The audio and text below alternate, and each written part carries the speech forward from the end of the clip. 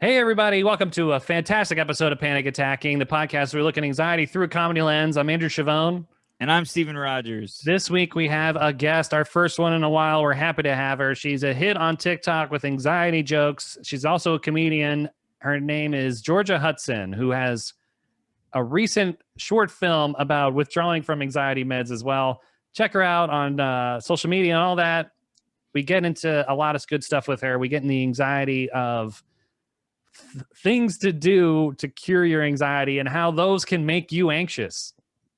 Yeah, we talk about sitting alone at a restaurant. What makes you more anxious? Airbnbs or hotels. It's a really fun episode. We have a lot of laughs, and we learn a lot about anxiety through Jorja. She has some great advice for us. It was a lot of fun.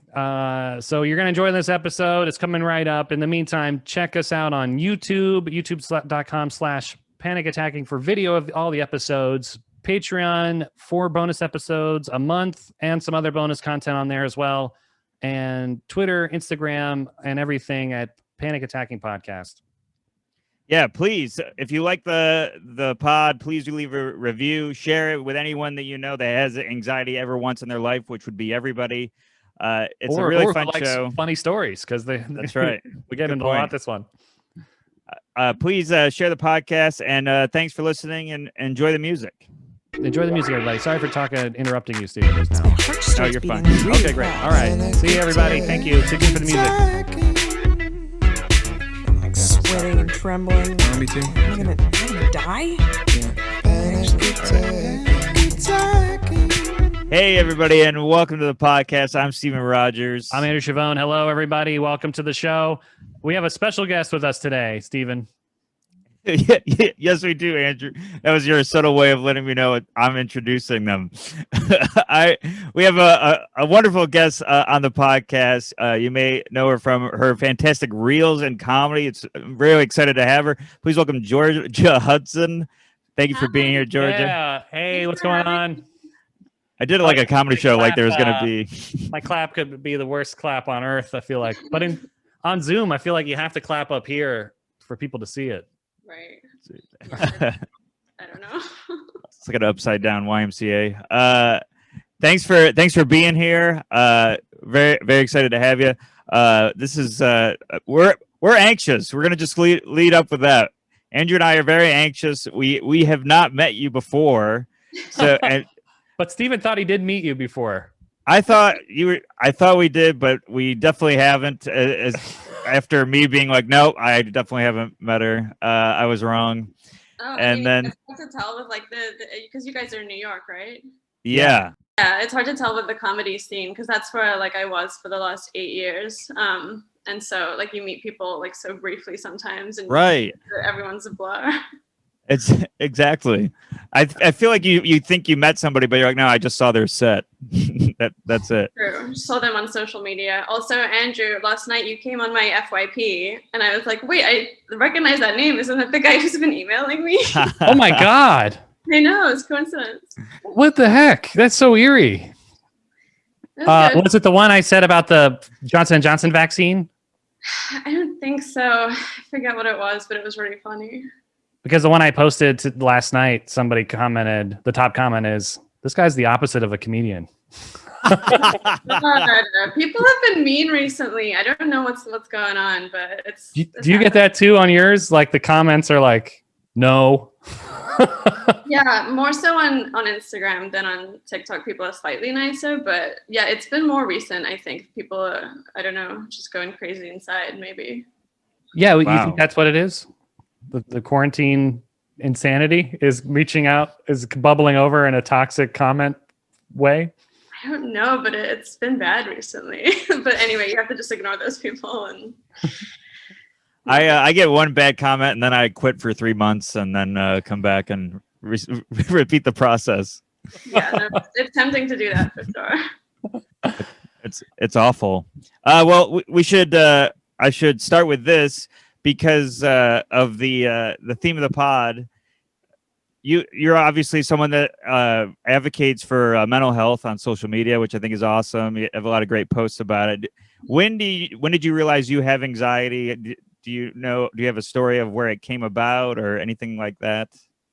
Yeah, I mean, for me, it's kind of been one of those lifelong things where as a kid was worried all the time, but growing up, I mean, we didn't even have people really talking about mental health back then. So, adults would tell me, oh, you're just shy, or like, you'll grow out of it. Oh, you're just one of those people who worries, like you're an old soul, like stuff like that. So I kind of just grew up always kind of feeling that way. But then in my 20s, like doing comedy in New York, I was living with another anxious comedian, and we decided to put together a sketch show at UCB about anxiety called The Discomfort Zone. And I remember we were like sitting there brainstorming sketches in our apartment, and it kind of just all hit me all at once of like, oh, right, like I have anxiety. That's what this is. And it seemed like so obvious, but it was the first time I think I labeled myself as having it. And I was just like crying and crying and crying, but it was like, you crying with the realization? Yeah. Like I remember that moment, but I don't think it was like specifically just one particular thing. It was just a lifelong nervous feeling all just kind of hit me when we started talking about it. Similar. Yeah. When I was growing up, everyone was like, wow, you're quiet. And I would always be like, well, that's not helping me. Right. Yeah. Oh, you're quiet. Oh, great. I feel super comfortable now. I'm going to be super loud and open. And same thing, like in my mid-20s, when I did comedy, I would be quiet and people would talk about how awkward I was. And I was like, what's up with me? And I think, I don't know what it was. Maybe when I met Steven, he kind of made me go to therapy and I unlocked all this stuff. Yeah, I think it's a big thing. Like with comedy, you're so observational outwardly, and then all you need is one person to say, "Hey, you're kind of weird," and then all of a sudden that observational energy goes internal, and you're like, "Oh, that's the tip of the weird iceberg." It's horrible. Yeah. No, it's a tough moment, but ultimately, I think good because then you can start working on it and figuring it out. And yes, yeah. And I feel like now it's more. I don't know if it's a fad or popular, or maybe it's my feed, but I feel like everyone's talking about being anxious now. It's hard to tell because I think it is our feeds, like for sure. But at the same time, like all of my immediate friends have anxiety. So it's hard to imagine a world where people don't, but I think it's a bit of both. I think people have definitely gotten more anxious over the last year. And people are also talking about mental health more. But I think it's maybe also skewed to our algorithms because that's all I see. Right. And you and I both post stuff, and Steven too, where we hashtag anxiety. So I feel like that gets right back thrown at us. Exactly. Yeah, it's horrible when all the ads that I get, pushed ads, are just for things that calm you down. I'm like, oh, maybe I'm putting too much negative out there. Yeah, have you tried any of them? Do any of them work? No, I haven't. I only do therapy and meditation. I can't. I was trying to buy stuff, and I'm like, this isn't me. So I just meditate and therapy. Like that's funny you asked. Last night is the first time I tried CBD to sleep because I've been having trouble sleeping, and it turns out my dad has been using it. I'm like, if this old man can use CBD, because I was always scared about using it, and then. Right. It didn't help. I was actually worried because I knew I had a lot to do today. I was worried I'd be like hungover or something. So I couldn't I slept worse. Oh no, I hate when that happens. Like when you take something to help you sleep and it backfires because you're so worried about what it will do. It's like, come on. Yeah, I was like, oh my God, I don't know who made this either. Like, what is LSD in here? I don't know. I kind of just spiraled out of control. And I slept like 2 hours. Oh no! Well, yeah, I mean CBD is a mystery. I don't think you're supposed to know where it came from or who made it. Yeah, right. Could like Johnson and Johnson make it? I mean, I hate to use that reference again. But like some kind of company that makes Q-tips or something. It'll get there, I think. Right? Yeah, because CBD stands for clearly bad decision. It's so expensive as well. Like I don't know. I feel like it's not very effective for how much it costs. That too, yeah. And I think it is because of the indie makers. They're like, oh, well, we'll just charge a lot for this. I've tried it, and like CBD doesn't get you high, right? It has no THC or a very limited THC, right? Do you know this, Andrew? Yeah, but so I was worried about anxiety meds for the same reason. I heard Right. like there's not a cure for anxiety. It just like slows you down. Like, have you heard about that, Georgia, about anxiety meds? I mean, I hear different things. In my experience, they do kind of just knock you out. Like they make me like a zombie. But yeah, CBD, not so much, but I don't know. But yeah, that's definitely a phenomenon, I think, where people like want to take something that might help them, but they're too anxious to do that. So CBD is the cure, or CBD will make them too anxious to take it? I don't know, case by case basis. Yeah, I feel like I hope CBD isn't like, remember when fidget spinners, they advertised those as the cure for anxiety? It lasted like 6 months, and I was like, yeah, I guess this works. Whatever distracts you, I guess. Like, I mean, if it helps you be in the present moment, maybe. But I mean, yeah, and at least the fidget spinners were not a big investment. That's true. Yeah. Yeah. Yeah. I wonder where'd they go? Who has them now? No one makes them. I think they're just paperweights at this point. But I don't know. I think a toy catered to, hey, this makes you less anxious. That's just they're trying to sell it. Unless, you know what I mean? Like there's no like, hey, everybody should start buying accordions because it helps. It gives you something to do with your hands. The musical stress ball is the accordion. I mean, that would be yeah, quite the comeback for accordion. I mean, if everybody just like had to have them all of a sudden, that would be amazing. Yeah, I feel like Urkel really ruined the momentum of accordions. You know, like I feel like that's the first time I heard him. I'm associated with a guy who likes cheese and is a nerd. First anxious character I remember on a sitcom was Urkel, I think. Oh, really? I thought he had like super confidence. He would like always hit on Laura. That's true. I was basically Urkel. I was I was a nerd. I went for women that had no interest in me, and I wanted to build a robot version of myself. Works for me. So, did we ask Jorja what she does to calm her down? No, but you just did it in a way. I couldn't remember if you. Okay, yeah. So what do you do? Does a fun way of asking people questions by asking me if we've asked them yet. That counts as a question, yeah. It does. It does work. It's like the question pyramid scheme. I'll ask you to ask her. It's like a Jedi mind trick, but with a middleman. So what do you do, Jorja? What do you do to help yourself? So it's different every time, I guess. Like, you know, for panic attacks, like I have Klonopin, which it makes me very sleepy. So I try to never take it unless it's like at night and I have a conveniently timed like nighttime panic attack, then I'll justify it. But most of the time, like, you know, it's, you know, you want to stay like sober and sharp and like you're walking and stuff during the day. So it really depends. Like, therapy obviously is great, but she's not there like in those moments necessarily. So journaling can help. It depends kind of how strong it is. Like if you're having a really bad anxiety day, sometimes I'll just take the day and just take care of like my basic needs and just like drink water and like lay there. I do that too. I did that last Sunday.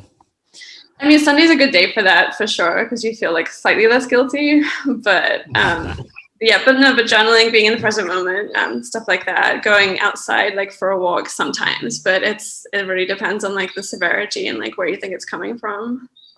Yeah. Do you find you said exercise? Was that one of them too? I mean, exercise helps a lot of people. Like I'll go for a walk sometimes, not so much for the exercise, but I think just for like the fresh air and to get my mind out of my current environment. But it you know, hardly fixes everything. Sometimes it just makes you anxious, but outside. You know, what's funny is I used to, during the pandemic, whenever I would get like stressed out, I would go for a walk. But now when I go for that same walk, I get stressed out because I remember what I was going through when I went for that walk. So now I have to keep finding different places to walk to unwind. It's a nightmare. I have to go I have to drive somewhere now to walk. But that's too much effort. I feel like, do you have that ever? You guys ever have that where you have like you were very anxious or worried about something in the moment, and then something reminds you of that, and then you get stressed out again? Or is that just me? I don't know. That sounds right. I can't think of like a recent specific example, but definitely walking has become more difficult, I think, in the last few months compared to in 2020. It felt like a nice escape from being inside, but now Yes. it feels Right. more like a chore. I don't know. It feels what now? More like a chore, just like, oh, I have to do this. I should probably go do this kind of thing. Yeah. I also realized today that I haven't really worked out in a year and a half, or whenever the pandemic started. Like, I haven't gone to a gym. I feel like that is gonna really hurt my life expectancy, and that really stressed me out today because I realized that today. Saying this while there clearly is an exercise bike in the frame of the shot. Yeah, that's my girlfriend's. Are you not allowed to use it? Yeah. I don't know. She got like this special seat for it that's really uncomfortable for a man. So I really, What are there, spikes? yeah, I don't know, just designed differently. I feel like I'm being sterilized when I'm on it. Sorry, that's a little TMI, but I can only be on that for like 10 minutes. I can only be on that for 10 minutes at a time, and I got to be like, oh, Jesus. I mean, 10 minutes of exercise a day, at least it's something, right? That's true. That's right. Yeah. And you have a motivation. There's no pain at the end of the tunnel. So Maybe that's it. Yeah. yeah, That's feel the burn just in the wrong location. That's the only exercise bike I've ever seen that neuters someone. That's crazy. This sounds like maybe you should ask her a few questions about what exactly is going on there. That's true. Right. Yeah. We got to have a convo. Like, so you don't want kids. Ouch. Who gave you that exercise bike? Bob Barker?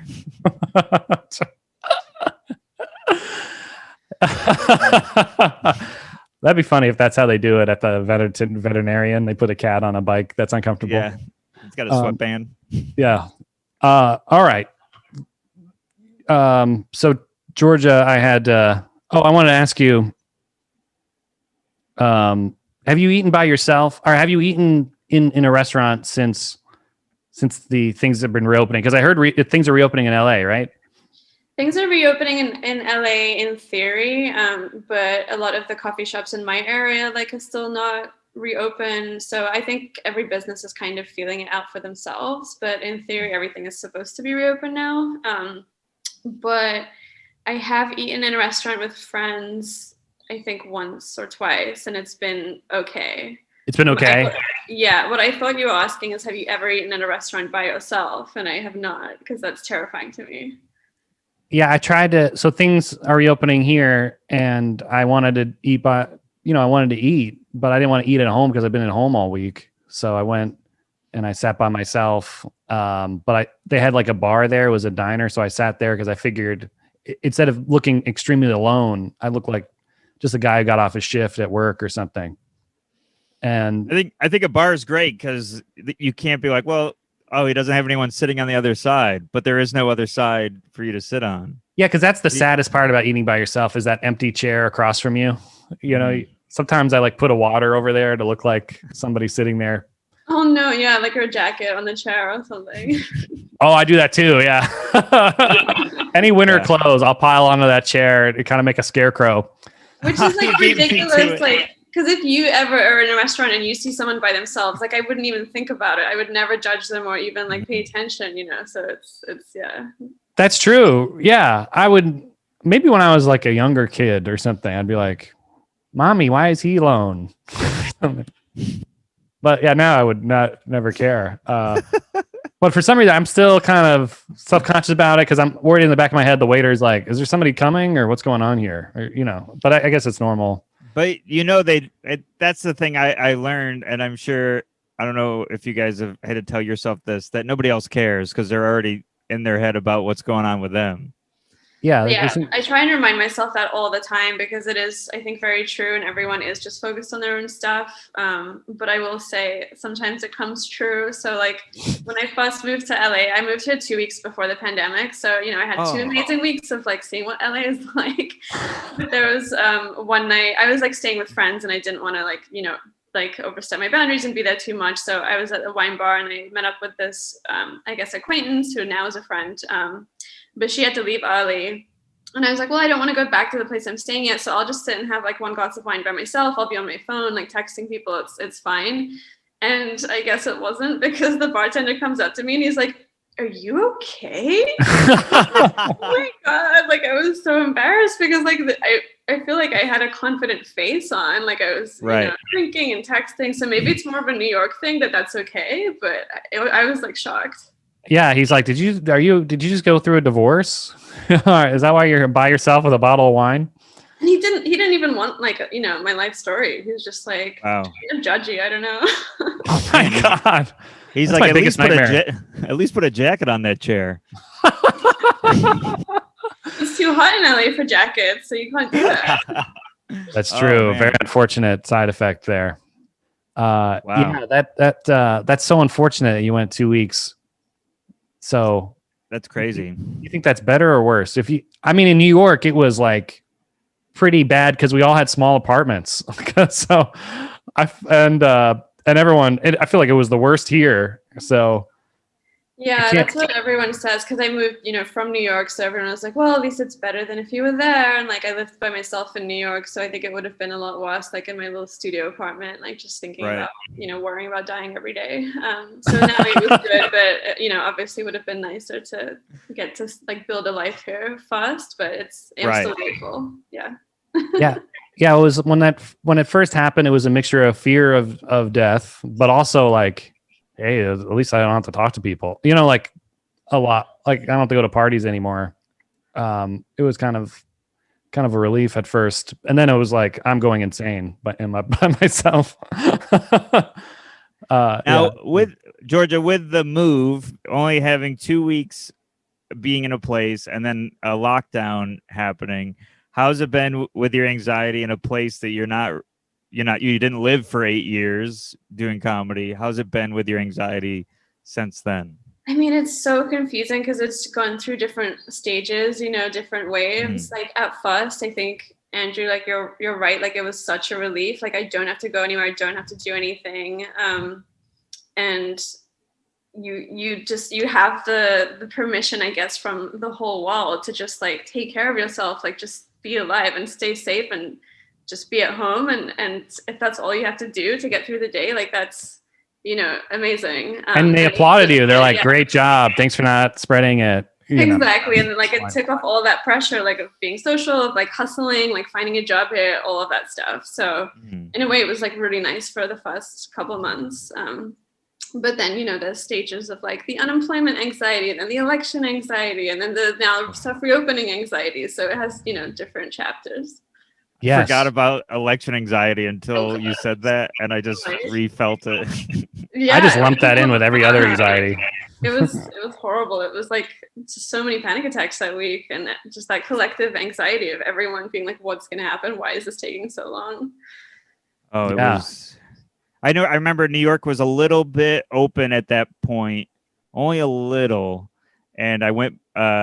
There was a bowling alley that was open but empty, and me and a couple of comics went there to not see any screens of what's going on during the election. But then seeing anytime someone's face lit up from a phone, we all started sweating and checking our own phones, and then being like, "All right, back to bowling. This is the worst night of our lives," and freaking out.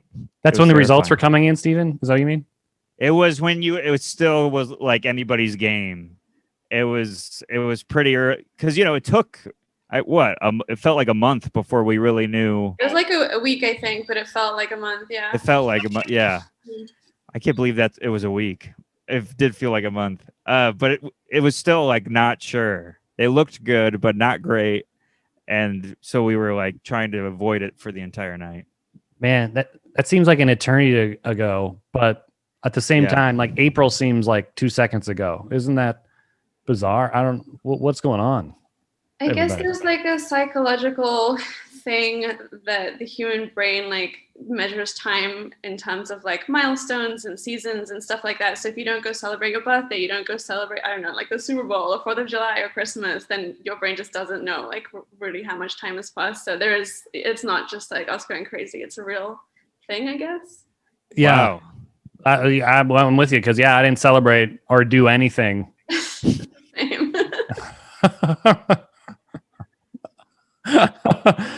It's very sad. He treated celebrating like working out. He took 15 months off. Yeah, it's that on a comfortable seat. He's like, I can't celebrate Christmas. It hurts my crotch. I'm trying to think of like how that correlates, but yeah, sure. I don't think it does, but I'm with you. I was just using a callback. Come on. I know. I know. I was trying to think of it too, though. That's why. Can't celebrate Easter. It hurts my eggs. All right. Nuts. Okay. Now, Jorja, to get more familiar with you here, what are your top anxieties? Do you have like things that you're willing to do, but you're like, this is where the line ends? Or do you have things that you used to be anxious about that you've overcome? Do you have anything like that? I guess I would say my top 3 kinds of anxiety are like existential anxiety, social anxiety, and time anxiety, which is one I just learned about recently, which is when you're stressed out during the day that time is running out. So that's a fun one. I get that at night too. When I can't sleep, I'm like, oh my God, I just wasted an hour laying in bed doing nothing. Yes. Yeah. So that one's been bad recently. I don't know why, because like I don't have that much to do that's like, life or death or deadlines really. So I don't know why, like where that pressure is coming from. But I feel like, people have become more socially anxious and agoraphobic over this past year. So that's one that before, like in my New York days, like you didn't really have that much of a choice. Like you had to go hustle, you had to go walk, you had to go and do shows and like see shows and socialize and networking. So you don't have that much time to let your social anxiety take over. You just like practice and you're just in the moment and like, the momentum of it. Absolutely. So I think that's gotten worse for a lot of people. You're absolutely right. You always had something to do. At least for me, I was like, I got to go here. I got to do this. I got to do this. I got to do that. To do that. And then I would be able to sleep like a baby. Now it's exhausting. Literally one thing to do a day. I kind of, that kind of messes me up because I'm like, I can't do anything. I got something to do in 5 hours. Exactly. Yeah. Like, did you manage to do anything today before this? I just ate at that diner. Right. Okay. And something. Yeah, and I talked to Steven about what we were going to talk about. That's productive. Yeah, I'd say the first hour, the 1 hour before this conversation, we were freaking out about this conversation. And anxiety is just such a great use of time, isn't it? It's just when you look back of everything you could have done. I wonder if there's any like people with anxiety that are CEOs. It's got to be impossible, right? Like, how can you manage a company? I tried to invest in the stock market. I couldn't sleep. Like, how do these people manage money? And, do you think it can be done, Jorja, a CEO with anxiety? I think they probably get burnt out pretty quickly because it is tiring to have anxiety, or they're doing that thing where they're just pushing it away because they're so busy with work. Or what they call like high functioning anxiety, which is like a behavior of anxiety, is when you keep yourself so busy and you work so much that you don't really have time to like feel anxious, which is also like a New York thing, I think. But I feel it. Yeah, absolutely. So maybe they have that's my MO. That's you, Steven? Oh yeah. I overbook myself and then I'm like, I'll freak out about it later. Mm-hmm. But here's my impression of a boss with anxiety. All right, let's do your performance review. How do you think I did? I would be like, hey, I'm sorry to bother you, but can you like do your job? I get it. I know no one wants to work, but we're like kind of running out of money. And no worries if not. No worries. Yeah. No worries. It's cool. No, it's cool. I'll do the presentation. I saw, I think it might have been a TikTok about how to not use the word just in a sentence. Like, just wanted to check in. I do that all the time. Now I'm in my head about that. I'm like, now I just got to take just out and just have an affirmative statement. I feel like it's rude, but it's also professional, I guess.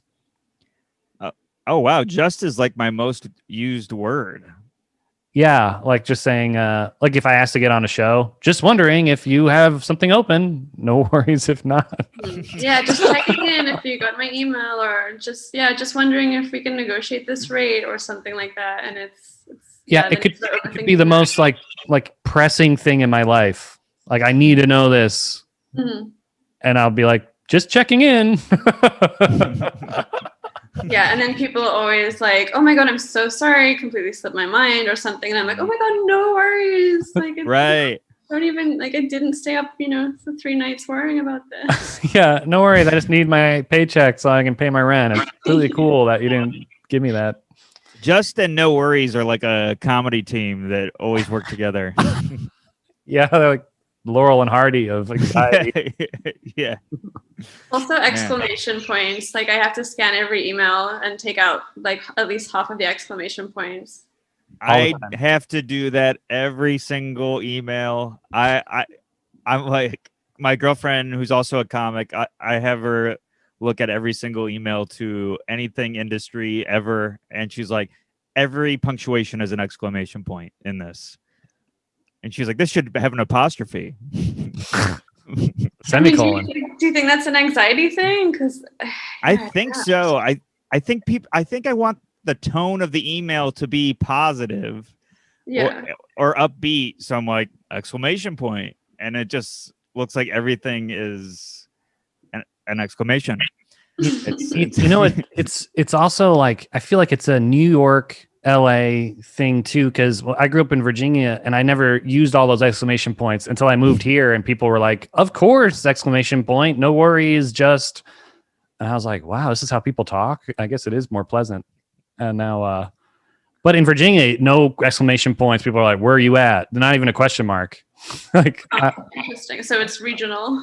I think it's like regional, but also like there's so many people here. You don't want to offend them. Like I think people are extra cautious in big cities. In Virginia, there's like 5 people. So they can't like not talk to you again. You're going to see them at Walmart. Do they email each other, these 5 people? Like, is it a work related thing where like, if you're like walking with someone, you want to use exclamation points to, I don't know, people please or whatever? Or is it, because you don't do it as much in like social, like text to friends, right? That's true. Yeah. No. I didn't really start working until I moved here. So maybe that's it too. It's a corporate thing. Maybe I'm associating corporate life with New York because that's when I started having a job. But yeah, you're right. You're right, Jorja. I feel like it was my idiot friends I grew up with just didn't use it, and I'm generalizing a whole state right now. I don't know. Jorja's really boiling down our anxieties well today. She's doing more for us than we're doing for her. Listen, my therapist was out of town this week, so I'm just happy to talk to people. Hey, oh, great. Perfect. Yeah. Mine's out of town next week. They're just like, how can they do that? It's so rude. I know. Me and Andrew have the same therapist, so we're on like the same cycle of oh God, she's out of town. Oh no! So you can't like balance each other out on like weeks that one of you is having a meltdown. Oh no. No, I feel like we used to do that more, Steven. Now I feel like we don't text each other during meltdowns anymore. I think maybe because we're always having a perpetual meltdown. Yeah, now we're in sync too much, where it's like, well, I can't reach out to him. He's also freaking out. Yeah. Do you have a good time to put on the headphones? Yeah, I feel like I was getting an echo. Now I'm like worried that's in the whole episode. Were you guys hearing an echo at all? No. Okay. All right, that's just me. All right. All right. I've got an anxiety question, Jorja. I want to know, in your opinion, what do you think is better for anxiety, Airbnbs or hotels? I think I would say Airbnbs, but ones where you don't have to greet the guests. So when they leave the key in like a lockbox for you, so you don't have to like arrange a time to like meet them, and then they show you around the house and they overshare about their lives. That's they're like, they show you the kitchen. They're like, one time I cut myself on this knife. Exactly. Yeah. They're like, this is where my husband died. It's like, I don't want to know. I just want to stay in your quaint, like Chicago Airbnb. Like, I don't know. But yeah, I think it's because it simulates like a real apartment more, I guess, like it is like a house or an apartment. So it's more Right. You're like, they're like, hey, this is, my husband died. And you're like, all right, but not in the room I'm staying in. Right. Exactly. Yeah. He hung himself in the basement. Right. Well, I'm sorry that got dark, but I was just picturing how would a husband die? Probably a heart attack, actually. Probably. Yeah. There's many reasons. I hope it wasn't a murder. You hope the Airbnb host didn't murder her husband. Yeah. Wait a minute. You cut yourself on this knife or the husband?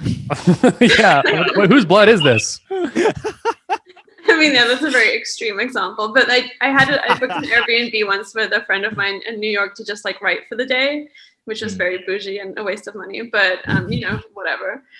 And the Airbnb host like came back like an hour into us sitting there walking. She came in, like just didn't tell us. She just like opened the door and came in, and we were like, "Oh my god, that's so nerve-wracking and horrible." So inappropriate. Like, unprofessional. Yeah, inappropriate. Oh my god. Yeah, I like the lockbox too because I feel a lot of anxiety that I'm making the person wait for me. That's happened a couple times at Airbnb where I'm driving and there's traffic. I got to pee and get gas. And then like it's an hour later and I'll go there and they've been standing on the porch for an hour. And the trip just starts off horrible because I feel bad for this Airbnb person. I'm on the road right now, and the guy that opens for me usually does the Airbnb, and I have to stop letting him do that because this time we were trying to find the room. We couldn't find the room. We were already in the house and the people came home. So I was just like walking around someone's house as the person that lives here just walked in. This is a bedroom in a family house? In a family house. I have to have the place to myself. Yeah, I would never. Do they say like, come on down to the kitchen? I would just stay in my room. I haven't left this room once. They're banging on the door. Come on out. I'm good. Please live your life. I don't know why you do this. Is it this? How hard up for money are you where you have a stranger in your bedroom? It's too much anxiety. I like a hotel better. I think a hotel's better for anxiety, but the only thing that makes me anxious is the do not disturb. Sometimes on the other side it says please clean room. Mm-hmm. So they'll come in if you don't read your do not disturb sign. Yeah, or like if you forget to put it up or something, or like at a specific time they'll just come in and you're worried that you like slept in and they just are gonna come in, and like that's too much for me. Yeah, all the time. I'm like, I keep waking up in the middle of the night or in the morning too, where I'm like, oh, they're gonna come in and I'll be in my underwear in the bed or something. Like I never have a really nice sleep. Like stand there and watch you. Yeah, right. Like we're here to clean. They're like, hey, I cut myself on this knife, and like, by the way, somebody died in here. I mean, isn't that more likely in a hotel? I don't know. No, I'm just yeah, this. Probably. Based on the scary movies I've seen. Motels, I feel like motels are the source of murderers. Hotels, I feel like, are a little less murdery, but motels. The M for motel is just murder. that's why they changed it. It's a mashup of words. Oh no, that's so scary. Because Myrtle didn't really catch on, so they just made it Mo. Well, Myrtle Beach. You don't want to go there.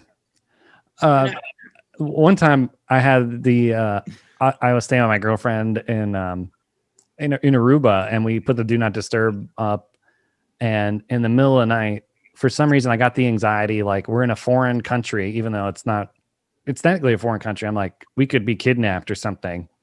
Like I just had that thought in the bedroom.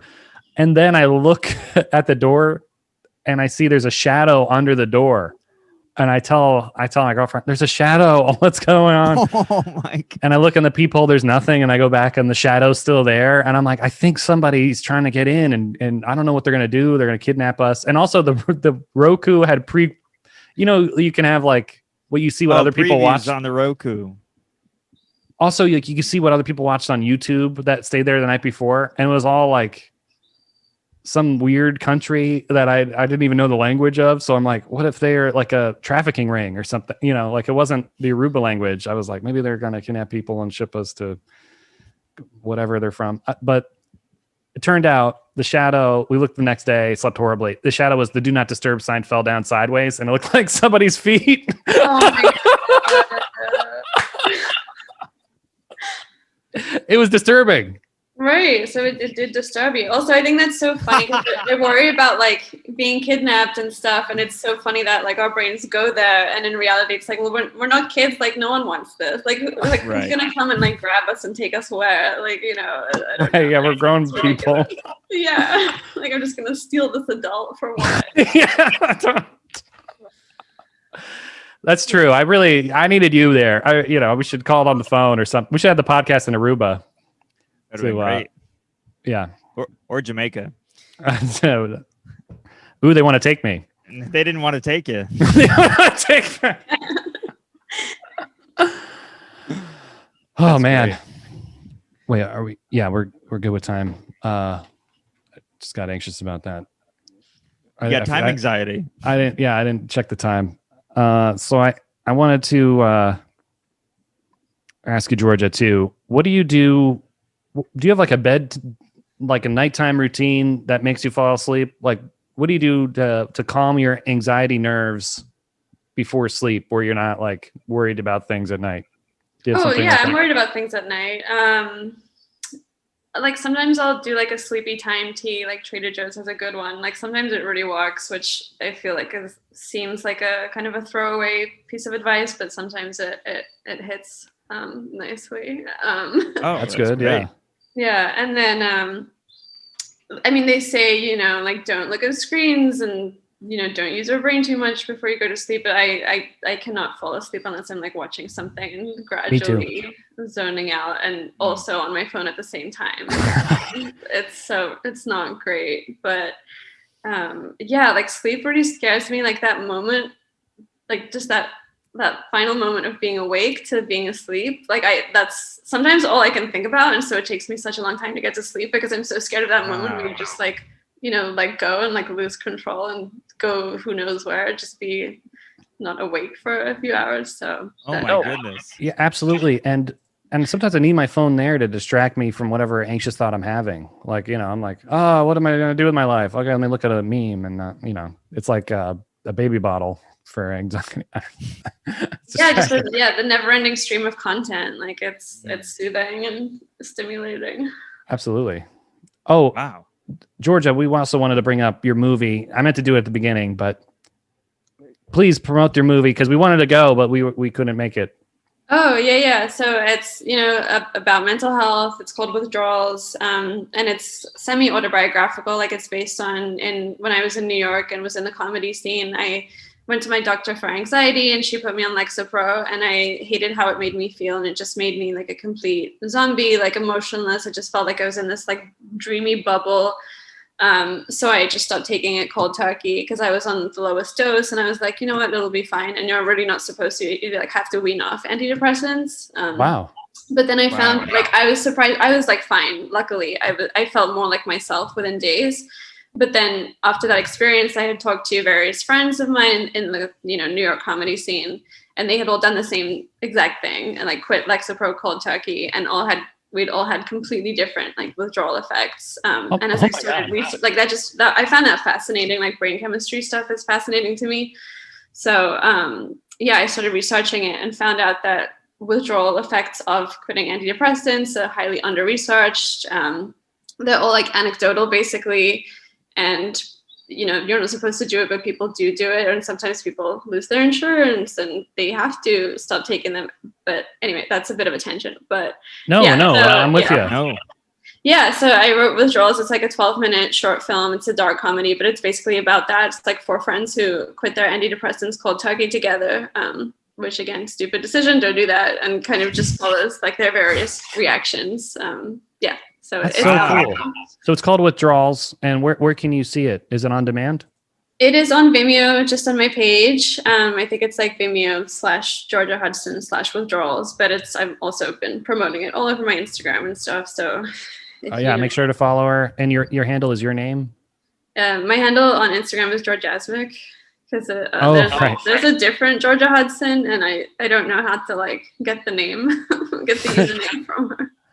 They're saying, yeah, there's Andrew Chavone who has the Twitter handle Andrew Chavone, and he is he's in jail right now. So I know I keep reporting his old tweets to Twitter. Hopefully he'll get banned, but it doesn't work. But Does he tweet from jail? no, but his last tweet is like a picture of him dealing drugs. Oh no! Wow. Why would you tweet that? I don't know. Maybe that's what busted him. Yeah. Oh, wow. Yeah, his last notification was the local police department following him. Oh my god, it's so funny. He's like, "Hey guys, I'm about to be busted," and then it's BUS because he got arrested at that time. Fave. Oh no, so that probably doesn't reflect well for like work and stuff when people are trying to Google you and they get him. Oh wow, yeah. I have a Google alert set for my name, and it'll come up like Andrew Chavone was arrested in Ohio for meth or something. I'm like, oh my god, was I? Oh, that's CBD. It's a CBD. Is it mine out? Is it illegal now? What was in there? Oh man. Well, let's do the listener topic, and we got one listener topic for us to tackle today. And I just want to say, yeah, withdrawing from anything is brutal. Like I was on ADD meds, and I feel like they turned me into a zombie when I got off of them. I was like Mr. Annoying. I was like bouncing off the wall, like, "Hey, what's up, everybody?" Like the Withdrawals was it was like a slingshot where they held me down, and then when the meds were off, I was like released like a spring. Yeah, and like it's so scary. No one warns you about it because it is kind of different for everybody. But when your brain gets used to being fed a certain chemical every day, like, yeah, how could it possibly be good to just stop giving it to? Yeah. That's true. Yeah, they don't really. Yeah, so that's good. You're raising awareness for that, and maybe there can be a program or some kind of thing that comes out of this. Yeah. So, I'm happy to get people talking about it because it is interesting, but also try to do it in like a comedic way. So it's not, a PSA or anything like that. Absolutely. That's great. Okay. So we got one listener topic from longtime listener, Kelly Moran. She wrote, "Hey guys, I haven't sent an anxiety topic in a long time, but I have 2 big ones that are bugging me. 1, I have been comparing where I am business-wise to other companies that started at the same time. I feel like everyone is doing more than me, even though I know I am doing exactly what I can personally manage. It just not feels like I'm doing enough."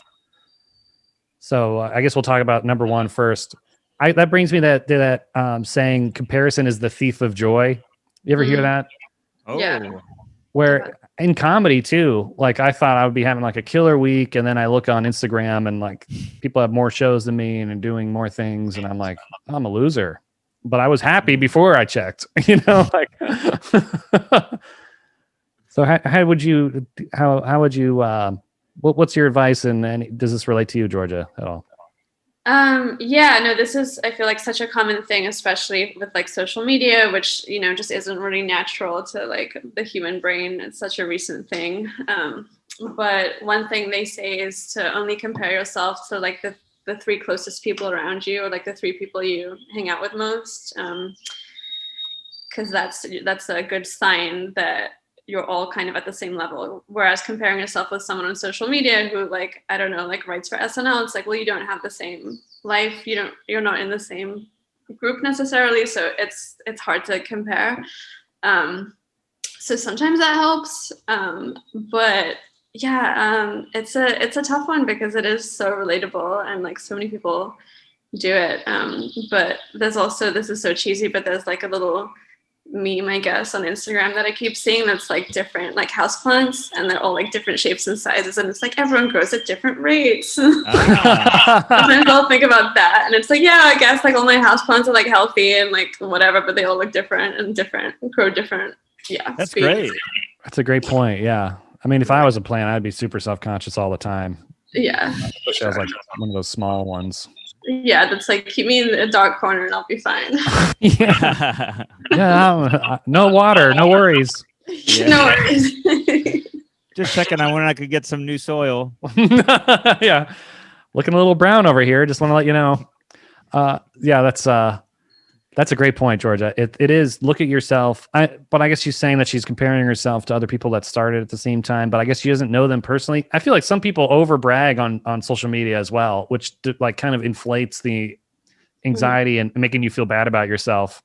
Oh Yeah. yeah, because you do post your highlights and your achievements, and you know, like even like with Withdrawals, like I would post whenever we got into a festival, but I didn't post the 100 festivals we got rejected from because like why would you? You know, that's like not news. Right. That's just so people don't see that. Like you're just not going to post that.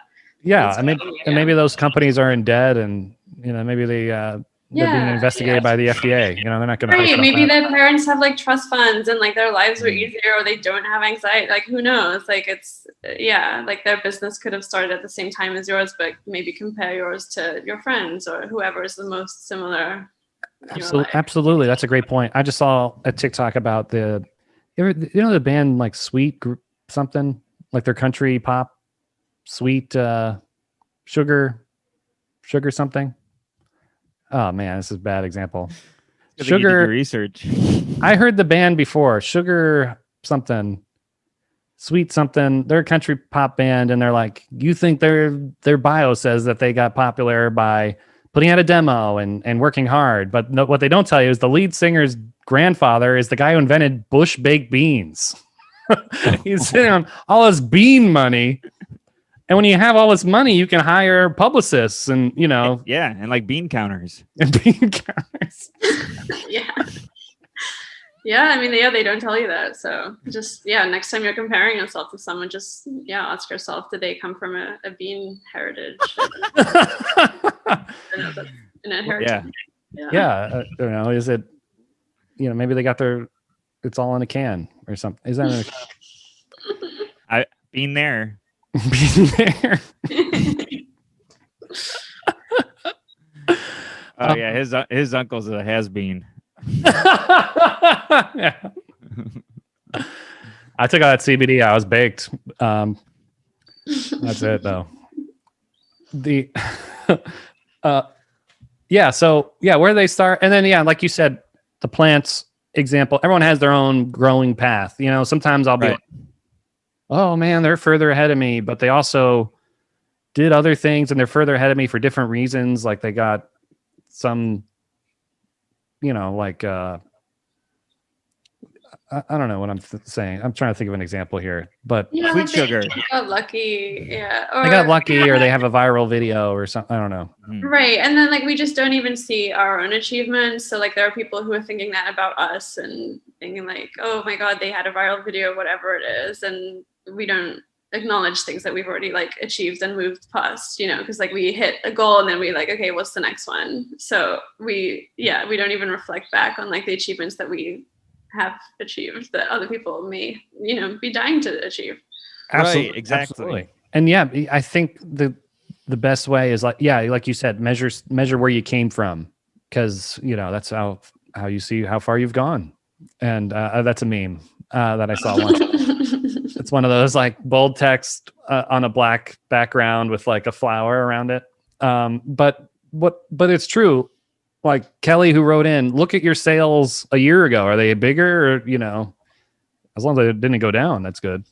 Yeah. Right. That's another thing they always say is you can only compare yourself to yourself. So a year ago or 3 months ago, whatever it may be. But I think we've all come a long way because we, survived COVID, and that's something. Yeah, that's right. We survive mentally.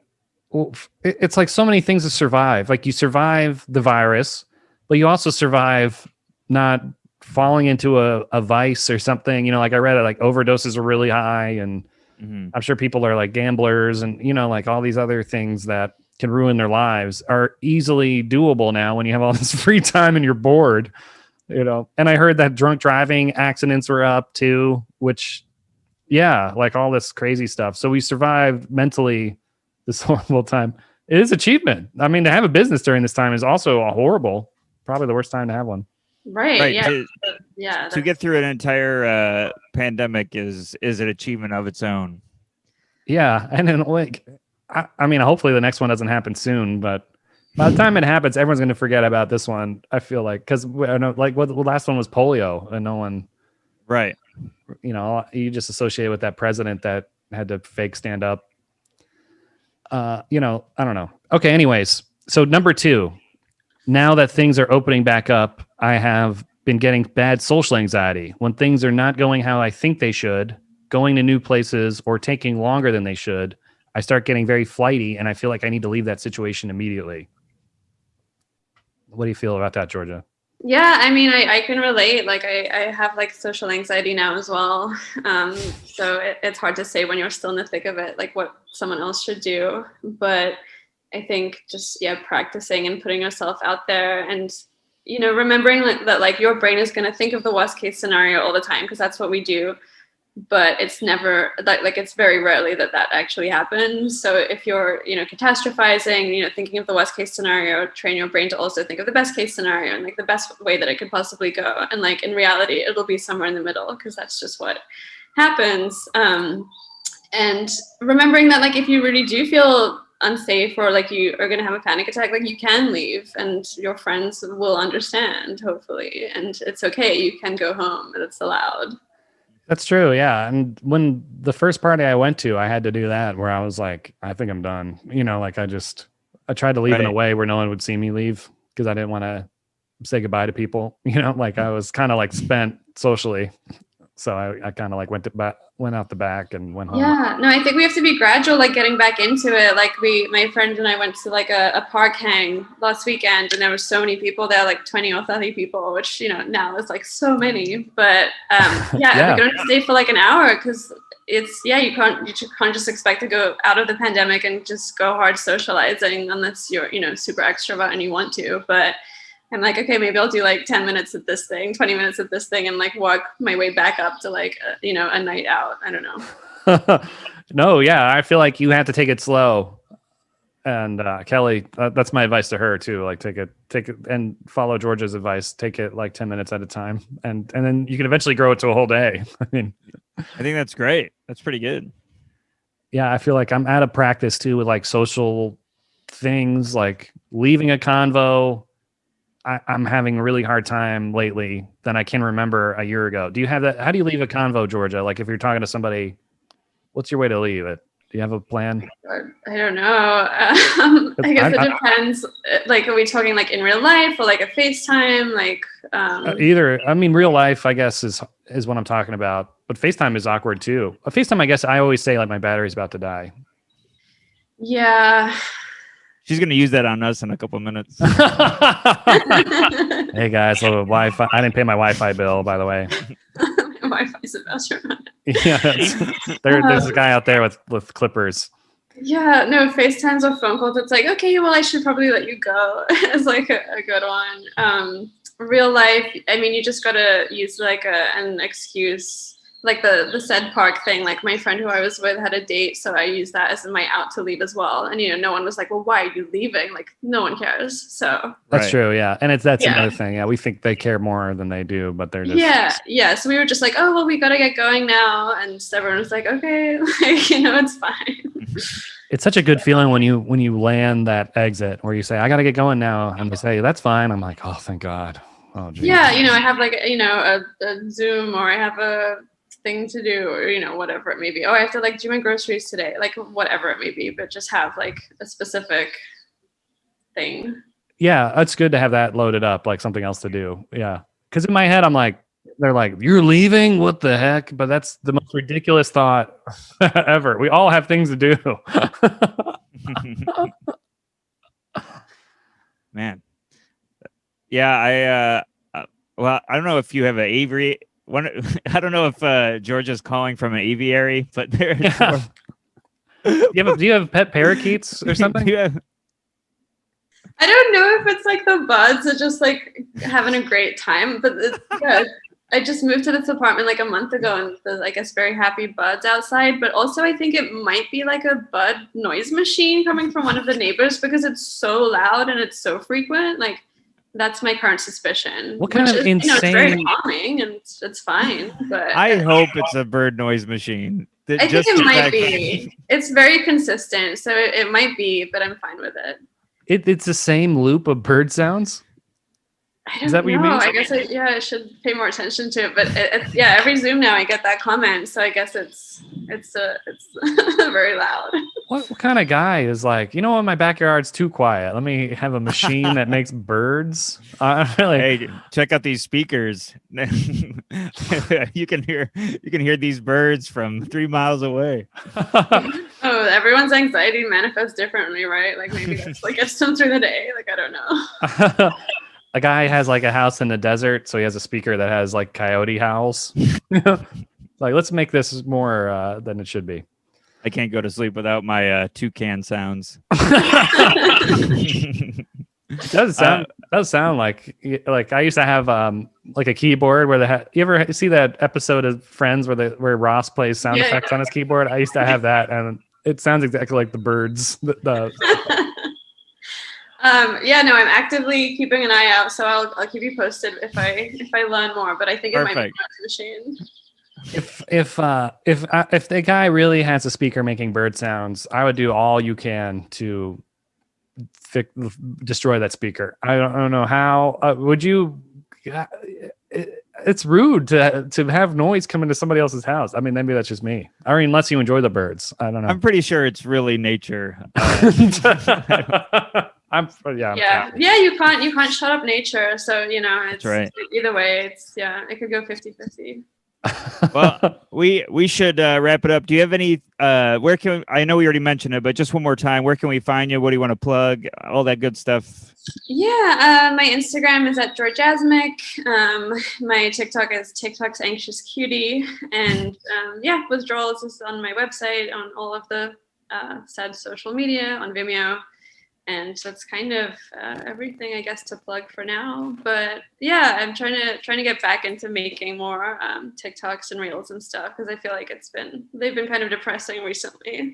I feel that way too. Yeah, but your TikToks, I feel like everyone is a banger. Does that? Mm-hmm. And by banger, I don't know if people even use that word anymore. But like a hit. Thank you. No, that's very nice. Yeah, I've gotten comments recently that's like, "Are you okay? Like your videos recently are kind of depressing." So I'm gonna try and make them more fun again. Oh, they're great. Well, I'm sure the reopening will have a lot of good topics. Yeah, real life stuff. So. Wow, that's all right. Great. Well, I'm sorry to hear you had a depressing week. I don't know if it's like the solar system or what, but I had a depressing week, and Steven did too. He just told me. Yeah, we were talking about it before. So maybe we're synced up. I don't know what's going on, but you can get through it. We're happy to have you, and we're going to plug you all that stuff you just said on the intro too. Thank you so much. Yeah, it was so nice to meet you guys, and thanks for having me. Nice meeting you. Thanks for being on the show, and hopefully cross paths in the future. Yeah, I hope so. See you later. You can log off. Yeah, we're gonna. All right, sounds good. That's how he ends a conversation. You can go now. No, I don't mean it to be rude, but Thank you, Jorja. Okay. All right, want to do the intro? Yeah, well, now I feel bad about what I said, but no, you did great. It was funny. It was a callback by accident. Oh. My heart starts beating really fast.